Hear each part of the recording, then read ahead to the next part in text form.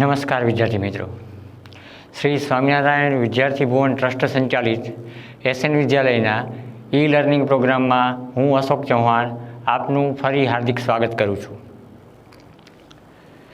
તો વિદ્યાર્થી મિત્રો, ગયા સેશનમાં આપણે વ્યાકરણના એક નવા મુદ્દાનો પ્રારંભ કર્યો, જેનું નામ છે સંધિ.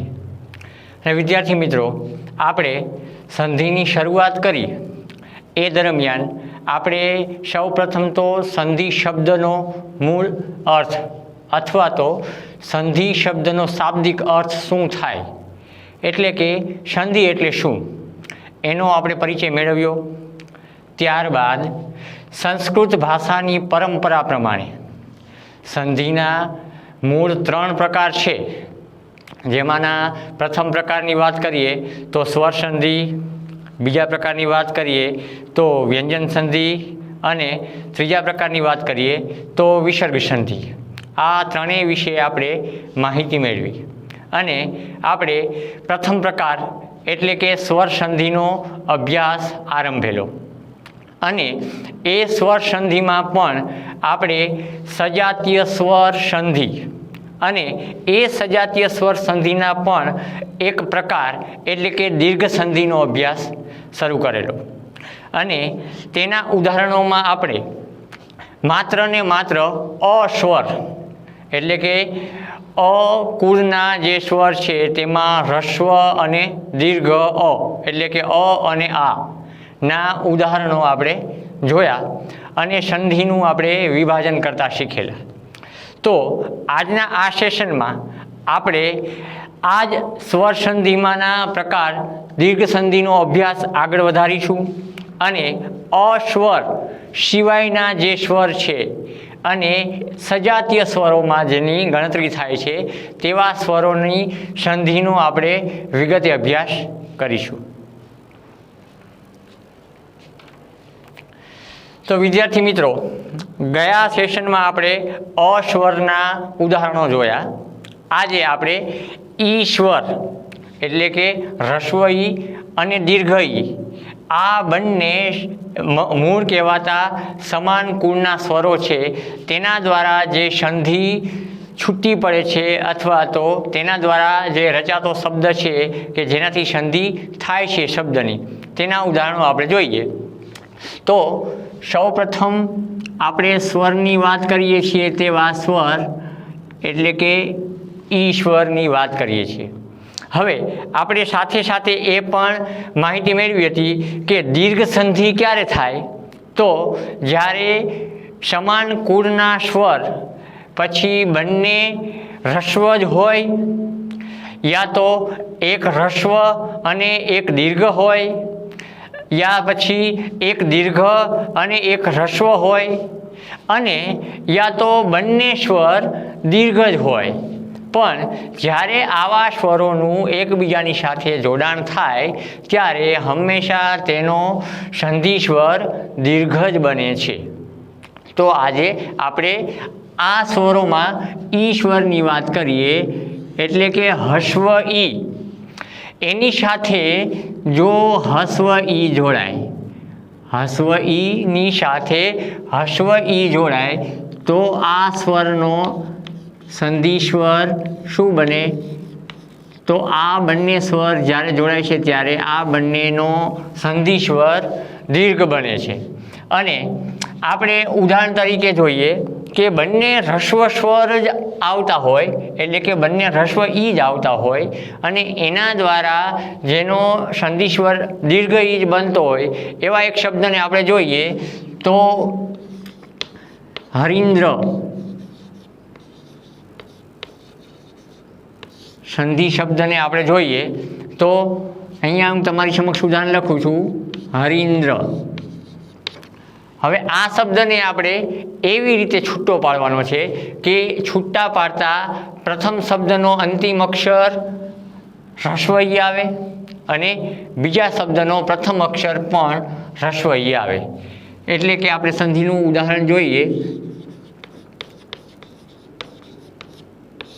તો અહીંયા શબ્દને તમે વાંચો છો ત્યારે હરીન્દ્ર, એમાં હરિ શબ્દ છે એમાં રની સાથે લાગેલો સ્વર ઈ છે એ દીર્ઘ છે, એટલે કે આપણે સંધિ સ્વર દીર્ઘ ઈ બને એવી રીતે આપણે આ બંને સ્વરોનો તાળો મેળવવાનો છે. તો આપણે જાણીએ છીએ કે હરિ શબ્દ છે એ હરિ શબ્દની જોડણી રસ્વ થાય. આમ જોઈએ તો હરિ રસ્વ હરિ શબ્દ છે એનો અર્થ ભગવાન કૃષ્ણ અથવા તો કૃષ્ણ ભગવાનના હજારો નામોમાંનું આ એક નામ છે.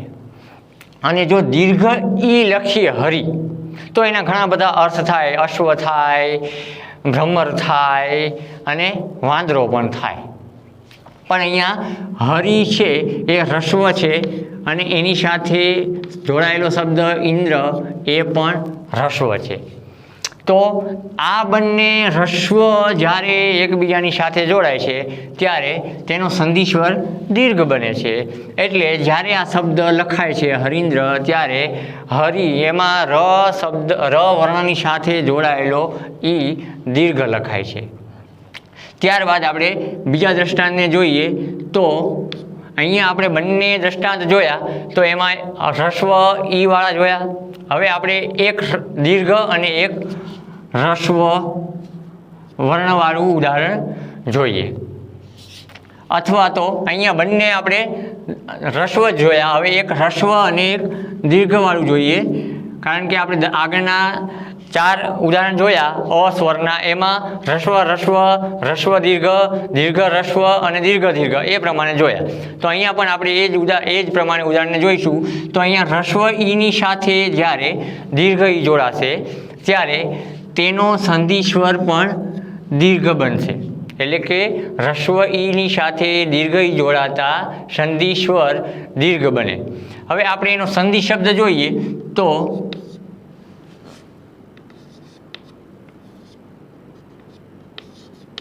કવિશ્વર. અહીંયા મેં તમારી સમક્ષ જે ઉદાહરણ મૂક્યું છે એ આ બંને સ્વરો જોડાતા જે જોડણી બને છે અથવા તો એની જે સંધિ થાય છે એનું એક ઉદાહરણ મૂક્યું છે.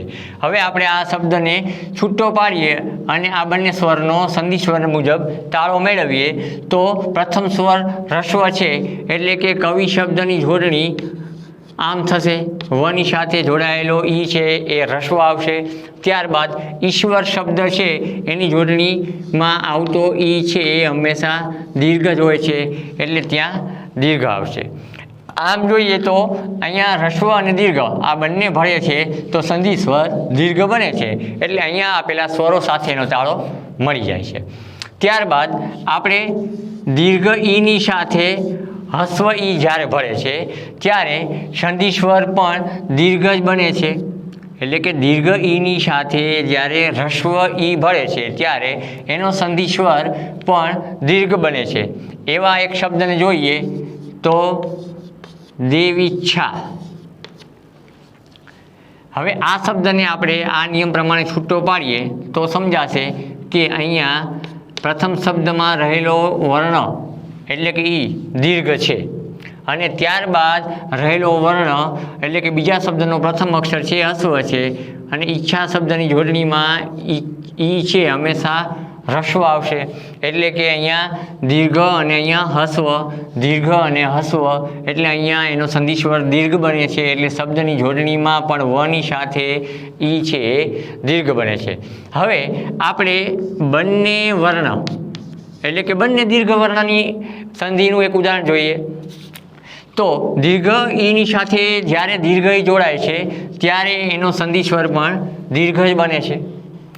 એનું એક ઉદાહરણ જોઈએ તો રજનીશ. અહીંયા આપેલા શબ્દને આ સ્વરોની સાથે મેળવીએ નિયમ પ્રમાણે તો શબ્દની સંધિ આમ થશે રજની અને સાથે રહેલો શબ્દ ઈશ, ઈશ્વર એટલે ઈશ શબ્દ છે એ પણ દીર્ઘ આવશે. આગળ જોયેલા 4 ઉદાહરણો છે એ જ પ્રમાણે આ 4 ઉદાહરણો આપેલા છે.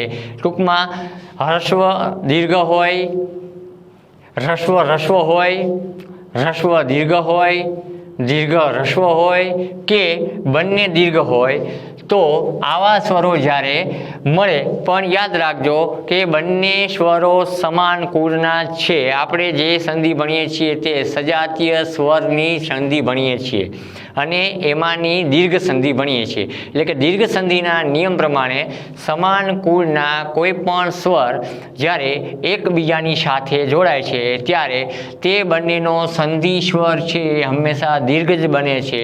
અને આ જ નિયમ પ્રમાણે આપણે આ ઉદાહરણોને સાથે લઈ એનો તાળો પણ મેળવી જોયો. ત્યારબાદ હવે અ સ્વર, ત્યારબાદ ઈ સ્વર અને હવે ઉ.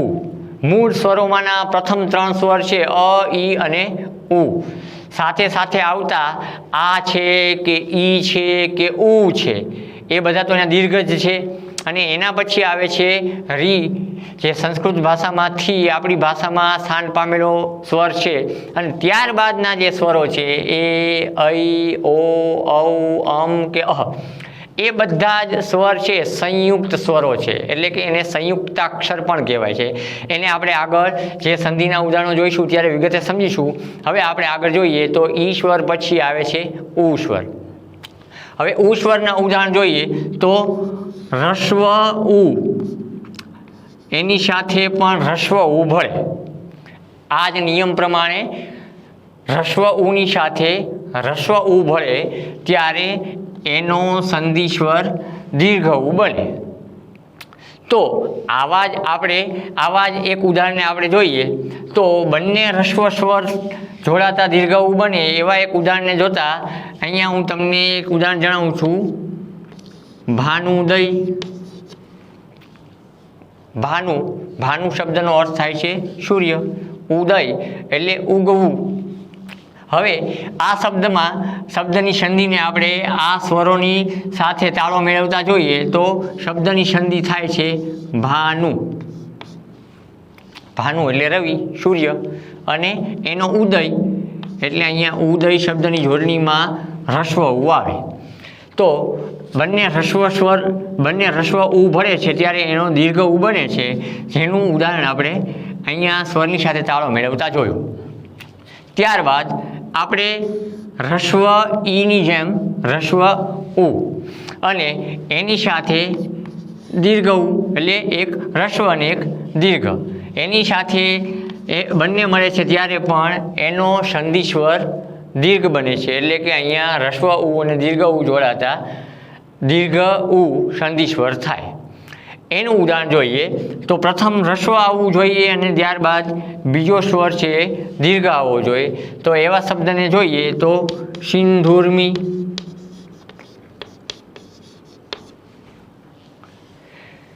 અહીંયા સિંધુ શબ્દની જોડણીમાં આવતો ઉ, ધની સાથે લાગતો ઉ રસ્વ હોય. એટલે કે પ્રથમ વર્ણ છે. જો અહીંયા ધની સાથે આપણે ધ્વનિ શ્રેણી ભણી ગયા છીએ એટલે આપણને ખ્યાલ જ છે કે દરેક શબ્દને આપણે વર્ણ સાથે વિભાજિત કરીએ તો એમાં દરેક વ્યંજનની સાથે ચોક્કસ એક સ્વર ભળેલો હોય જ છે. એટલે અહીંયા સિંધુ શબ્દને જ્યારે આપણે ઉચ્ચારીએ છીએ ત્યારે ધ વર્ણની સાથે ઉ સ્વર ભળેલો છે, પણ એ કયો છે? રસ્વ ઉ છે. એટલે પ્રથમ શબ્દ છે એ પ્રથમ શબ્દના અંતે આવતો વર્ણ રસ્વ ઉ છે. હવે બીજા શબ્દની શરૂઆતમાં આપણે શબ્દને છૂટો પાડ્યો છે એટલે સમજાઈ જશે કે બીજા શબ્દની શરૂઆતમાં આવતો ઉ છે એ દીર્ઘ ઉ આવશે. એટલે ઉર્મી શબ્દ છે એની જોડણીમાં આવતો ઉ દીર્ઘ જ હોય છે. એટલે ઉ હસ્વ અને ઉ દીર્ઘ બંને હસ્વ દીર્ઘ જોડાતા દીર્ઘ બને છે, જે શબ્દની સંધિ છૂટી પાડતા આ સ્વરોની સાથે તાળો મળે છે. ત્યારબાદ દીર્ઘ ઉ અને હસ્વ ઉ. દીર્ઘ ઉની સાથે રસ્વ ઉ ભળે ત્યારે પણ દીર્ઘ ઉ જ બને છે. એવું જ એક દ્રષ્ટાંત જોઈએ તો વધુત્સવ. અહીંયા વધુ એટલે વહુ, ઘરની વધુ અથવા કોઈ પુરુષની પત્ની. જો અહીંયા રસ્વ ઉ આવે તો એનો અર્થ બદલાય, એટલે કે વધુ એટલે વધારે પ્રમાણના અર્થમાં થાય. અહીંયા વધુ શબ્દ છે એ વધુમાં એની જોડણી તરીકે લખીએ તો દીર્ઘ ઉ આવશે અને અહીંયાના નિયમ પ્રમાણે આપણે જોઈએ તો ત્યારબાદ એની સાથે જોડાયેલો શબ્દ છે એ હ્રસ્વ ઉ આવશે, એટલે અહીંયા શબ્દની સંધિ દીર્ઘ બનશે, એટલે કે બંને શબ્દોના સ્વરને જ્યારે મેળવીએ છીએ દીર્ઘ અને હસ્વ તો એનો સંધિ સ્વર દીર્ઘ બને છે, અને માટે વધુ સૌ શબ્દમાં ધની સાથે જોડાયેલો ઉ છે એ દીર્ઘ બને છે અને એની જોડણી આ બને છે. હવે બંને જ સ્વર એટલે કે ઉ સ્વર છે એ બંને દીર્ઘ જ હોય ત્યારે પણ તેનો સંધિ સ્વર દીર્ઘ બને છે. હવે એવા જ એક ઉદાહરણને જોઈએ તો મૂર્જિત. તો આ શબ્દને આપણે આ સ્વરના નિયમ પ્રમાણે છૂટો પાડીએ ત્યારે ભની સાથે દીર્ઘ ઉ જોડાયેલો છે, અને શબ્દની પાછળના શબ્દને આપણે લખીએ તો ઉર્જિત, એટલે કે તેમાં પણ દીર્ઘ ઉ રહેલો છે. આમ બંને દીર્ઘ ઉનો આ શબ્દની સંધિ છૂટી પાડતા તાળો મેળવીએ તો બંને દીર્ઘ જ છે અને બંને દીર્ઘ સ્વર જોડાય છે ત્યારે પણ એનો દીર્ઘ ઉ બને છે. તો વિદ્યાર્થી મિત્રો, આપણે અહીં સ્વર સંધિના સજાતીય સ્વર સંધિના પ્રથમ પ્રકાર દીર્ઘ સંધિનો અહીંયા આપણે સોદાહરણ અભ્યાસ કર્યો, અને એને આપણે એના સ્વરોની સાથે મેળવીને એના સંધિ સ્વરોની સાથે ઉદાહરણનો તાળો પણ મેળવી જોયો. તો અહીંયા આપણી સ્વર સંધિમાંના પ્રથમ પ્રકાર દીર્ઘ સંધિ છે તેનું સેશન અહીં પૂર્ણ થાય છે. હવે આપણે સ્વર સંધિને જ આગળ વધારીશું. તો સ્વર સંધિમાંના સજાતીય સ્વર છે એ સજાતીય સ્વરની સંધિ બાદ હવે આપણે વિજાતીય સ્વર સંધિ જોઈએ. વિજાતીય સ્વર સંધિ, વિજાતીય સ્વર સંધિ કોને કહેવાય?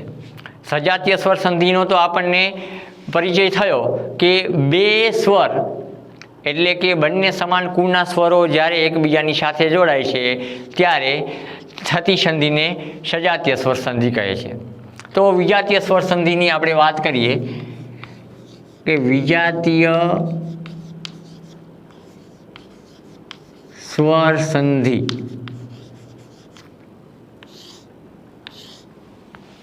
હવે આપણે જાણીએ છીએ કે સમાન કુળના સ્વર છે તેને સજાતીય સ્વર કહેવાય. જ્યારે એકબીજાની સાથે જ્યારે અલગ અલગ વર્ગના સ્વરો જોડાય છે ત્યારે એકની સાથે જોડાયેલો બીજો સ્વર છે એ વિજાતીય સ્વર કહેવાય. એટલે કે અસમાન વર્ગના સ્વર જ્યારે એકબીજાની સાથે જોડાય છે ત્યારે વિજાતીય સ્વર બને છે. હવે આપણે વિજાતીય સ્વર એટલે કે અસ્વર છે એ જેમ કે અસ્વર છે તો એનો જ સજાતીય સ્વર આ છે, એક હ્રસ્વ છે ને એક દીર્ઘ છે. ઈ સ્વર છે તો એનો જ સજાતીય દીર્ઘ ઈ છે, અહીં હસ્વ છે અને અહીં દીર્ઘ છે. અને ઉ સ્વર છે તો એનો જ સજાતીય ઉ છે. પણ આપણે અની સરખામણી જ્યારે આ બંનેમાંથી કોઈ પણની સાથે કરીશું ત્યારે અના વિજાતીય ઈ અને ઉ બને છે. હવે આપણે ઈની સરખામણી અની સાથે કરીએ કે ઉની સાથે કરીએ ત્યારે ઈ સ્વરના બંને વિજાતીય સ્વર અ અને ઉ બને છે. અને એવી જ રીતે ઉ સ્વરની સરખામણી આપણે એ સિવાયના એટલે કે અ કે ઈની સાથે કરીએ ત્યારે ઉ સ્વરના વિજાતીય આ બને છે. હવે આપણે એવી જ સંધિને જોવાની છે કે વિજાતીય સ્વર એકબીજાની સાથે જોડાય છે ત્યારે સંધિ છે એ કઈ રીતે રચાય છે. તો વિજાતીય સ્વર સંધિ છે એની વ્યાખ્યા તમને જણાવું એ પહેલાં એના એક પ્રકારની પણ સાથે સાથે વાત કરીએ કે જેમ સજાતીય સ્વર સંધિમાંના પ્રથમ પ્રકારને આપણે જોયો જે દીર્ઘ સંધિ કહેવાય છે, તો વિજાતીય સ્વર સંધિ છે એના પણ પ્રકાર છે જેમાંનો પ્રથમ પ્રકાર છે ગુણ સંધિ. જ્યારે હવે પેલા વિજાતીય સ્વર સંધિની જ વ્યાખ્યા જણાવી દઉં તમને કે પરસ્પર એકબીજા વિજાતીય સ્વર પરસ્પર એકબીજાના વિજાતીય સ્વર જ્યારે જોડાય છે ત્યારે થતી સંધિને વિજાતીય સ્વર સંધિ કહે છે. હવે એ વિજાતીય સ્વર સંધિના પ્રથમ પ્રકારને આપણે ભણીશું તો એ પ્રથમ પ્રકારને કહેવાય છે ગુણ સંધિ. એ ગુણ સંધિની વ્યાખ્યા જણાવું તો અ સ્વર છે અથવા તો અવર્ગ એટલે કે અવર્ગના આ બંને હ્રસ્વ અ અને દીર્ઘ અ એટલે કે અ અને આ અવર્ગના કોઈ પણ સ્વરની સાથે તેનો વિજાતીય સ્વર ભળે. હવે આપણે જાણીએ છીએ કે અવર્ગ છે એ અવર્ગના સ્વરની સાથે એનો કોઈ પણ વિજાતીય એટલે કે અવર્ગના વિજાતીય આ ચારે વર્ણો થાય. એક રીતે જોઈએ તો બે, એક ઈ છે અને એક ઉ છે, પણ ઈ હ્રસ્વ અને ઈ દીર્ઘ, ઉ હ્રસ્વ અને ઈ ઉ દીર્ઘ. એટલે કે અવર્ગના કોઈ પણ સ્વરની સાથે તેનો વિજાતીય સ્વર ભળે અને જે નવો સ્વર ઉચ્ચારાય એટલે કે જ્યારે એક સજાતીયની સાથે તેનો એક વિજાતીય ભળે છે ત્યારે એ બંને દ્વારા જે ઉચ્ચારણ થાય છે એ નવો જ સ્વર ઉચ્ચાર પામે છે. એવા સ્વરને અથવા તો એવા સ્વર જોડાતા બનતી સંધિને વિજાતીય સ્વર સંધિ કહે છે. અને એ વિજાતીય સ્વર સંધિમાંના આ નિયમ પ્રમાણે થતી સંધિને ગુણ સંધિ કહે છે. એની વ્યાખ્યા જણાવું તો અ વર્ગના કોઈ પણ સ્વર એટલે કે અવર્ગના કોઈ પણ સ્વર એટલે કે અ હોય કે આ હોય એટલે કે અની સાથે ઈ હોય કે ઉ હોય કે અના કોઈ પણ વર્ગ એટલે કે આ સ્વર હોય કે એની સાથે ઈ હોય કે ઉ હોય એટલે કે અ વર્ગના કોઈ પણ સ્વર સાથે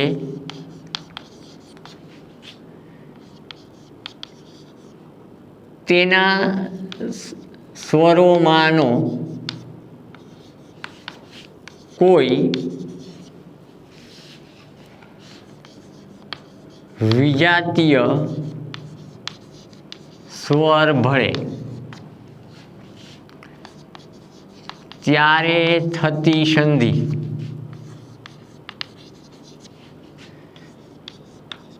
સંસ્કૃત પરંપરા પ્રમાણે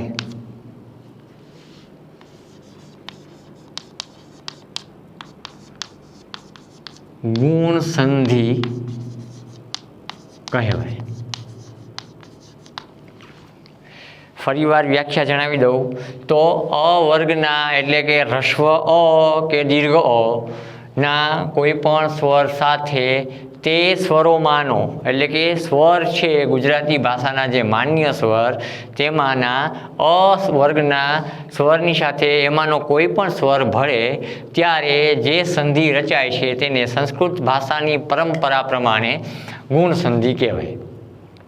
હવે એ ગુણ સંધિ ના ઉદાહરણ જોઈએ આપણે તો આપણે અ સ્વરની સાથે એના વર્ગનો અથવા અ સ્વરની સાથે એનો કોઈ પણ વિજાતીય સ્વર ભળે છે ત્યારે ગુણ સંધિ થાય છે. તેના ઉદાહરણોમાં જોઈએ આપણે તો અ છે, અહીંયા આપણે પ્રથમ અ થી શરૂઆત કરીશું તો અની સાથે અહીંયા ઈ ભળે.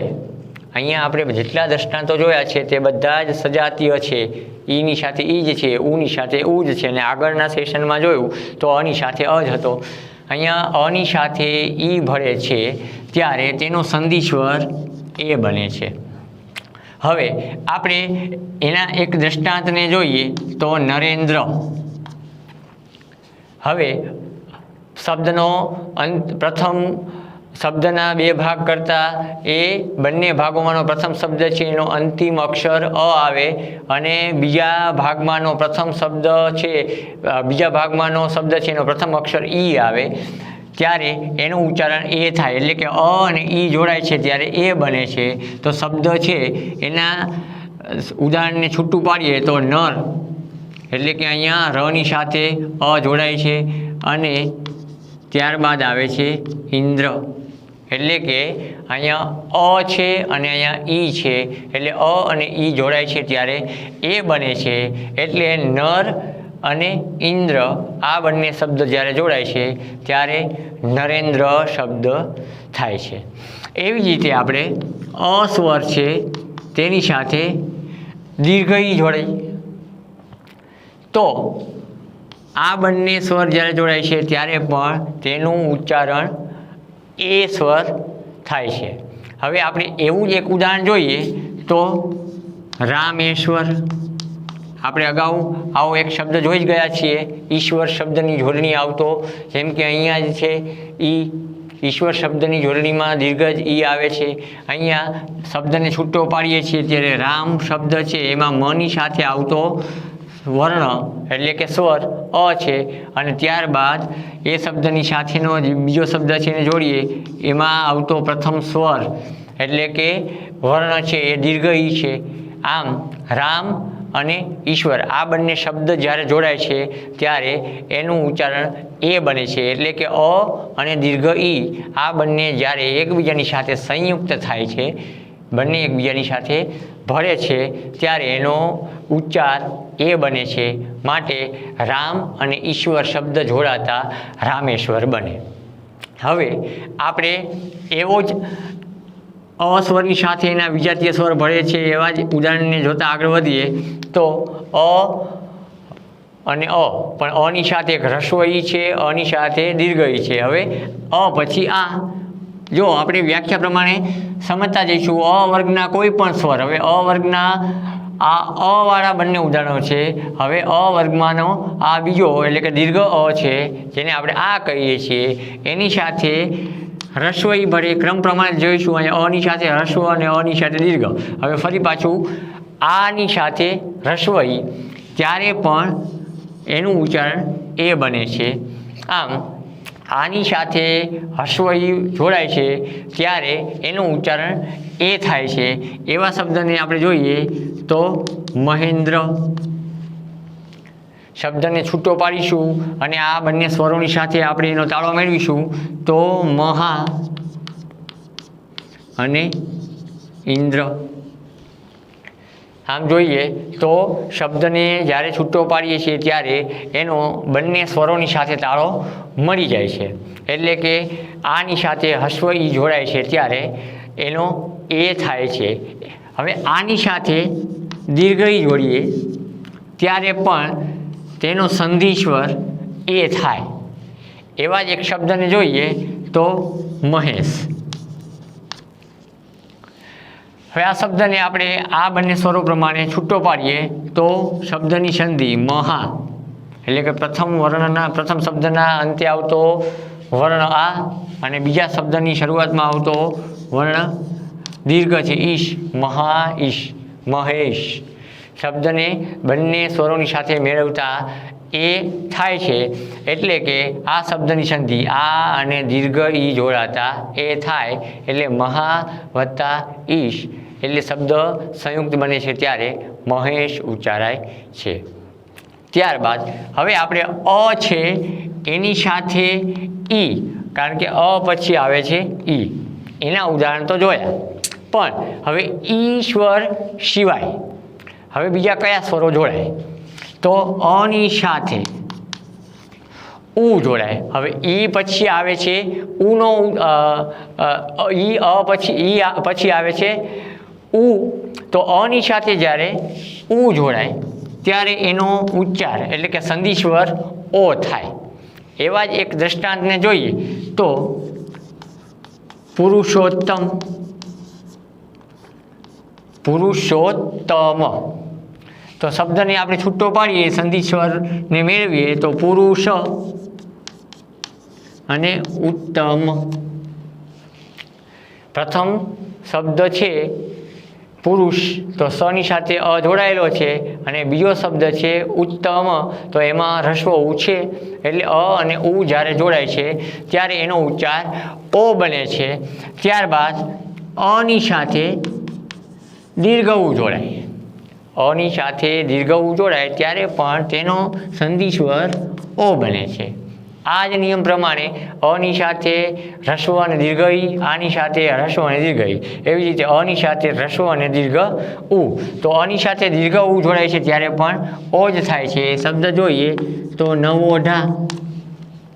હવે આ શબ્દને આપણે છૂટો પાડીશું ત્યારે નવ અને ઉઢા. નવપરિણીત સ્ત્રી, જેને નવોઢા પણ કહેવાય છે. તો અહીંયા અની સાથે દીર્ઘ ઉ એટલે સંધિ સ્વર ઓ, અને શબ્દને છૂટો પાડીએ છીએ ત્યારે બંને સ્વરની સાથે એનો તાળો મળે છે. ત્યારબાદ આપણે આ સ્વર છે એની સાથે હ્રસ્વ ઉ જોડીએ. જો અની સાથે હ્રસ્વ અને દીર્ઘના ઉદાહરણ તો જોયા આપણે. હવે આની સાથે આપણે હ્રસ્વ ઉ જોડીએ છીએ ત્યારે પણ એનો ઉચ્ચાર ઓ બને છે. શબ્દની સંધિ જોઈએ તો ઉદાહરણ જોઈએ તો મહોત્સવ. હવે આ જ બંને સ્વર જોડાય છે એ જ નિયમ પ્રમાણે આપણે એનો સંધિ સ્વર ઓ થાય છે એ નિયમ પ્રમાણે આપણે શબ્દને છૂટો પાડીએ તો મહા અને ઉત્સવ બને. ત્યારબાદ આ સ્વર છે એની સાથે આપણે દીર્ઘ ઉ જોડીએ તો એનો ઉચ્ચાર પણ ઓ જ બને. એવા જ એક શબ્દને જોઈએ તો મહોર્મી. શબ્દને આ બંને સ્વર પ્રમાણે છૂટો પાડીએ તો મહા અને ઉર્મી. હવે અ સ્વર છે એની સાથેના વિજાતીય સ્વર ઈ, ઉ, ત્યારબાદ સંસ્કૃત ભાષામાંથી આપણી ભાષામાં સ્થાન પામેલો વર્ણ રી. એટલે કે અની સાથે જ્યારે રી જોડાય, અની સાથે જ્યારે રી જોડાય છે ત્યારે એનું ઉચ્ચારણ જોડિયા ર તરીકે. અહીંયા તો આપણે અહીંયા અ અને ર, પણ ખરેખર બે વર્ણો આપણે સંધિ ધ્વનિ શ્રેણી જોઈ ત્યારે ધ્વનિ શ્રેણીમાં ર વર્ણના જોડાક્ષરોમાંનો છેલ્લો નિયમ જોયો હતો. એમાંના બે વર્ણોની વચ્ચે જ્યારે ર ઉચ્ચારાય છે ત્યારે રેપ સ્વરૂપે ઉચ્ચારાય છે. તો અહીંયા અની સાથે આ રી છે એ જોડાય છે ત્યારે એ રેપ સ્વરૂપે લખાય છે. જેમ કે ઉદાહરણ જોઈએ તો દેવર્ષિ. તો અહીંયા વ અને સ ની વચ્ચે ર ઉચ્ચારાય છે. ધ્વનિ શ્રેણીનો નિયમ પણ અહીંયા આપણને સમજાય છે. તો આ શબ્દની સંધિને આપણે આ સ્વરોની પ્રમાણે છૂટો પાડીએ તો દેવ પ્લસ ઋષિ, દેવર્ષિ. તો શબ્દને આપણે સંયુક્ત રીતે બોલી દેવર્ષિ એટલે એનું સ્પષ્ટ ઉચ્ચારણ દેવર્ષિ બને.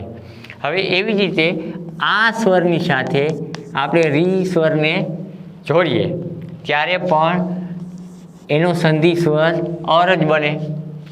એવા દ્રષ્ટાંતને જોઈએ તો મહર્ષિ.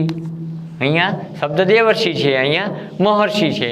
શબ્દને સ્વર પ્રમાણે છૂટો પાડીએ તો મહા ઋષિ. તો વિદ્યાર્થી મિત્રો, અહીં આપણે આજના સેશનમાં જે સ્વર સંધિ જોઈ એટલે કે પ્રથમ તો સજાતીય સ્વર સંધિના એમાંના ઈ અને ઉના દ્રષ્ટાંતો આપણે સમજવાના હતા તે, અને ત્યારબાદ આપણે વિજાતીય સ્વર સંધિ અને વિજાતીય સ્વર સંધિમાંનો પ્રથમ પ્રકાર એટલે કે ગુણ સંધિને આપણે જોઈ. એ ગુણ સંધિના આપણે ગુણ સંધિમાં આવતા અ સ્વરની સાથે એના જે કોઈ વિજાતીય સ્વર જોડાય અને ત્યારે જે સંધિ રચાય છે તેવી સંધિને ગુણ સંધિ કહેવાય છે. તેનો આપણે ઉદાહરણ સહિત અભ્યાસ કર્યો. વિશેષ અભ્યાસ માટે હું દર વખતે જણાવું છું તેમ તમે તમારું પાઠ્યપુસ્તક જોશો અથવા તો ગુજરાતી ભાષાના ઘણા બધા શબ્દો છે જે તમે વાંચતી વખતે નોંધમાં લ્યો છો તેવા દરેક શબ્દો તો આની સાથે ના મળતા હોય, પણ નિયમ પ્રમાણે તમે અમુક શબ્દો જોશો તો તમને આ નિયમ પ્રમાણે એ સંધિ થતી જોવા મળશે.